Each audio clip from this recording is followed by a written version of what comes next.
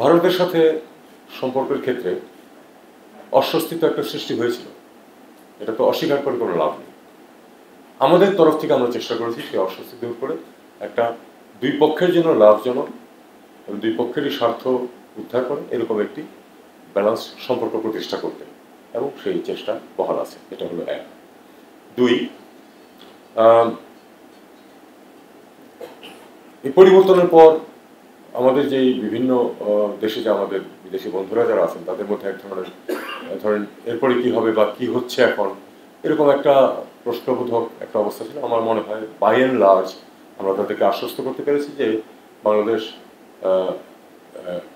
সঠিক পথে এগোচ্ছে, এবং যে একটা বিরাট পরিবর্তনের পরে যে কিছুটা হিকাপ হয় এটা সবাই জানেন, সেটা আমরা কাটিয়ে উঠতে পেরেছি, এবং এখন অর্থনীতি বলুন বা রাজনীতি বলুন সব ক্ষেত্রেই সঠিক দিকে দেশ এগোচ্ছে, এটা আমরা তাদেরকে কনভিন্স করতে পেরেছি।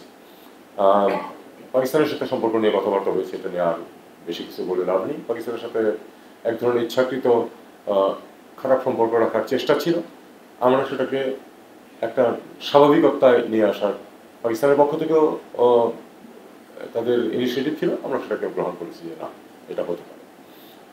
চীনের সাথে আমি মনে করি যে আমাদের সম্পর্ক যথেষ্টই, আমরা তাদেরকে আশ্বস্ত করতে পেরেছি সব ব্যাপারে, তাদের ইনভেস্টমেন্ট বলুন, তাদের ব্যবসা বাণিজ্য বলুন, সব বিষয়। এবং আমার সাম্প্রতিক সফরকালে আমি আপনাদেরকে আগেই যেটা জানিয়েছি, তখন বেশ কিছু বিষয়ে আলাপ আলোচনা এগোচ্ছে, এবং আমরা আশা করছি যে এটা সঠিক পথে থাকবে এবং সামনে আরও এগোবে।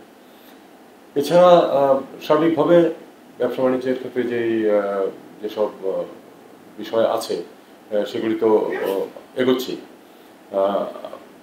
অনেক যদিও সীমাবদ্ধতা এবং অনেক ধরনের আশঙ্কা সত্ত্বেও আপনারা দেখেছেন যে আসলে এক্সপোর্টের ক্ষেত্রে কিন্তু কোনো বাংলাদেশ কিন্তু পিছিয়ে পড়েনি, এটা কিন্তু একটা লক্ষণীয় বিষয়।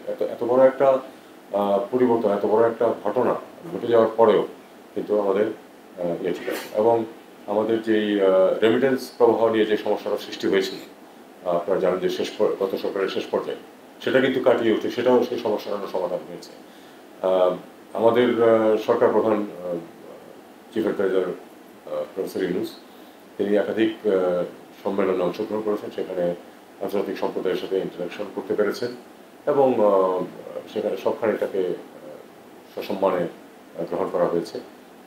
তার যেই কারিশমা সেটাকে আমরা খানিকটা ব্যবহার করতে পেরেছি বলে আমি মনে করি। আমার মনে করি যে এইভাবেই আমরা এটাকে দেখি, আর এটি একটি চলমান প্রক্রিয়া। প্রতিটি দেশের সাথে আমরা ভালো সম্পর্ক চাই, এবং আমরা স্বাভাবিক সম্পর্ক বজায় রাখতে পেরেছি বলে মনে হয়। এটাই এইভাবেই এটাকে দেখতে